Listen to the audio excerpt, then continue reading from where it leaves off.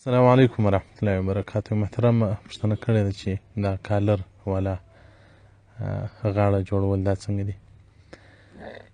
محترمه دا د کفارو یو شعار دی چې د عیسویانو چې هغه وایي موږ عیسی علیه السلام وژلی دی او الله جل جلاله بیا په قرآن کې راته وایي چې موږ اسمانو ته پورته کړی دی.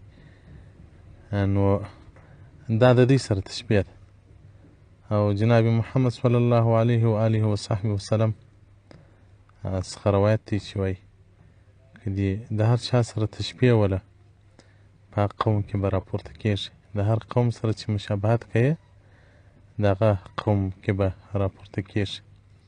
ځکه رسول الله صلی الله علیه وسلم من تشبه بقوم فهو منهم. سنن ابي داود کتاب اللباس جلد 2 صفحه 558 باب فی لبس شهره او دغه رنګه مشکات المصابیح جلد 2 صفحه 315 کتاب لباس الفسانی کې ذکر کړی دی او دغه رنګه په ذوالقدر رقم د حدیث 8593 کې ذکر کړی دی او منعلی کاری رحمت الله علیه په مرقات کې او دغه رنګه مولانا خلیل احمد احسان پروي رحمت الله علیه په بذل المجهود جلد 5 صفحه 40 کتاب لباس باب فی لبس شهره هغه وایي چې وایي که چا د کفارو سره په لباس کې مشابهت کوه نو د دوی په سب کې به راپورته کېږي په ورځ قیامت او که د فاسقانو فاجرانو سره مشابهت کوه د هغو په سب کې راپورته کېږي.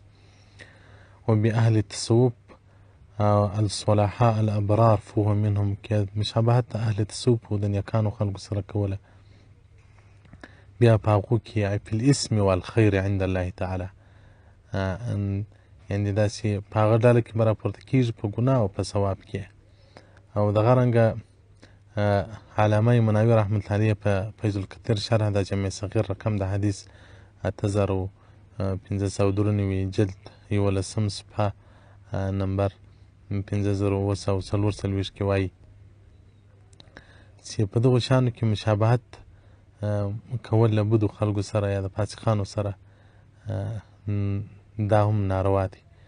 نو محترمه دا د ښو خلکو لباس نه دی کالر والا کالي جوړول باید له دې څخه اجتناب وکړي. موږ باید که لباس دی که عادات ټول نبوي سنت مختار وکړو. السلام علیکم ورحمت الله وبرکاتو.